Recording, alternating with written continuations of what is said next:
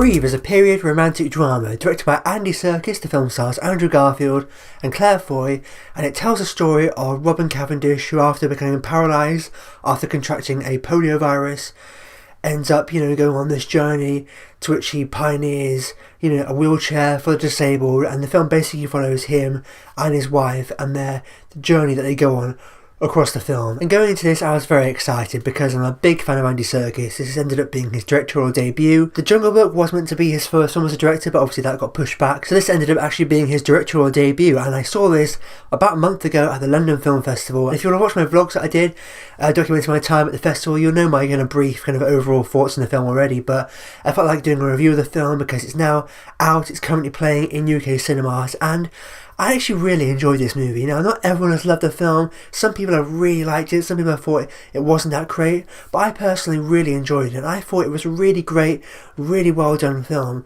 And I'm not just saying that because I'm a big fan of Andy Serkis. I think it was really tastefully done, really respectfully done. Because some people, have come out saying that, it's not very respectful because it's about a disabled guy and it's been done by this guy who's an able-bodied man. I'm like, yes, but at the same time, Andy Serkis is very close friends with Jonathan Cavendish, who's the real-life son of the guy who Andrew Garfield plays in the film, Robin Cavendish. And him and Andy Serkis are actually very close friends. They they run the Imaginarium together, and Jonathan Cavendish was actually a producer on the film. Him and Andy Serkis are very close, and he was also very involved with the making of this movie as well. So I don't feel like it was like an outsider's perspective on this, because, the real-life son was actually heavily involved with the film, and it's very close friends with the director. So I did think it was respectfully done, and I did feel that passion and that love coming through, because you could tell it was being made by people who really cared and had deep love and respect for these people in this story. And I thought it was really respectfully done and really tastefully done. On the whole, I think this was just a really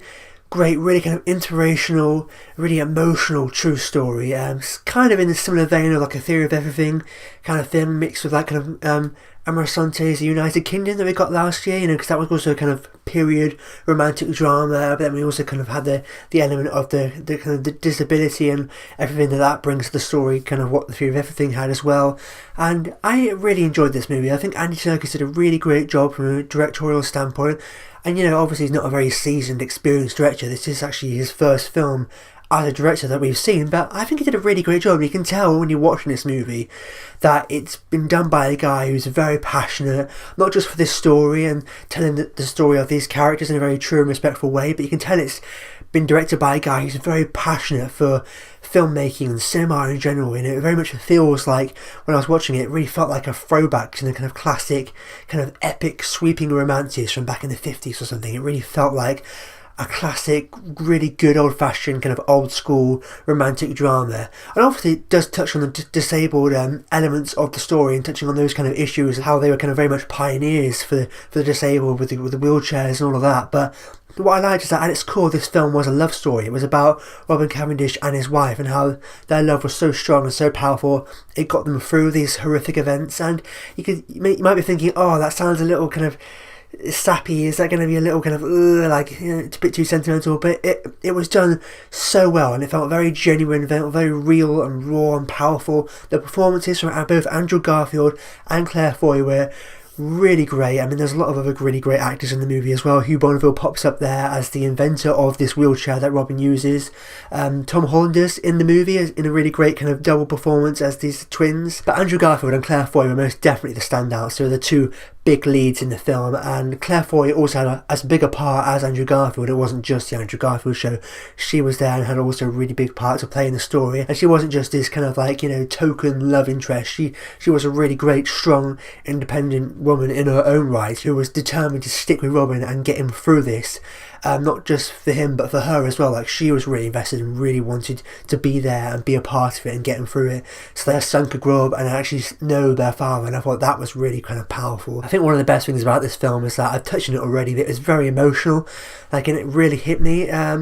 Because obviously this is a film about a disabled guy and how he was paralysed, and the pioneering work that the family and the friends did with the wheelchairs, and creating greater access for the disabled. But at the same time, at its core, as I said, it's a love story, and it's very powerful, and it feels very raw and real, and it really hit me. It didn't feel cringy and cheesy at all, because the performances really helped, because both Andrew Garfield and Claire Foy, as I mentioned, were terrific. but it was done in a way that felt genuine, it felt sincere, it felt real, and it didn't feel like I was watching a movie. And one of the things that really helped it feel kind of real and fresh is that there was a lot of comedy in this movie, and this is something I forgot to mention before, is that this film was also very funny. It's very emotional, it's very sad, and it really hit me at several points throughout the movie where I was almost in tears. But at the same time, it's also very funny, and you think, oh, a film can't really be really funny and really kind of sad and emotional at the same time. It's going to feel a bit tonally all over the place, but no, not at all. And in fact, Jonathan Cavendish even said before the film started that they were looking at films that did a similar kind of thing, that were both kind of funny and sad at the same time. That was the kind of tone they wanted to go for, and they really nailed it, and it really worked. It had that kind of English kind of spirit, oh tally-ho, like in that, very bad things are happening, but they're kind of making fun of it. And Robin Cavendish really came across as a guy that, even though he was going through hell, he's still kind of got that spirit and that determination. He's still kind of like cracking jokes and having a bit of fun at the same time. And I think it worked, and it kind of lightened up. It could have been really kind of heavy and intense, and it was very kind of dramatic and very emotional. But at the same time, the humour there really helped give it kind of a bit of levity and give you a little bit of a breather, like you could relax a bit. It wasn't really serious and heavy and dark and intense. It was very emotional, but it was very funny as well. And I really like that, because I like movies that do that.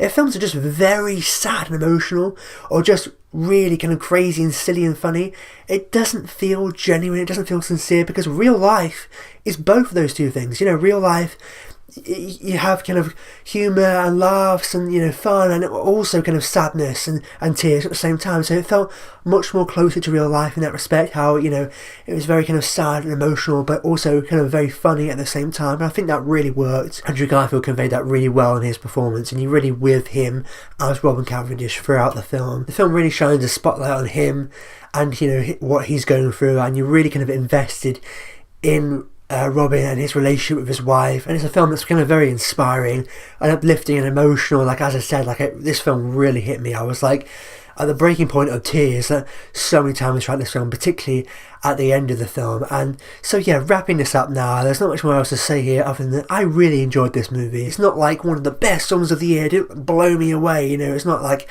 absolutely amazing, but at the same time I think it did what it set out to do, and I think it really delivered for what I wanted it to. I think Andy Serkis did a really great job from a directorial standpoint. I think it was really well shot, it looked really great, really felt like a classic throwback to kind of really great old-fashioned, old-school, cinematic storytelling.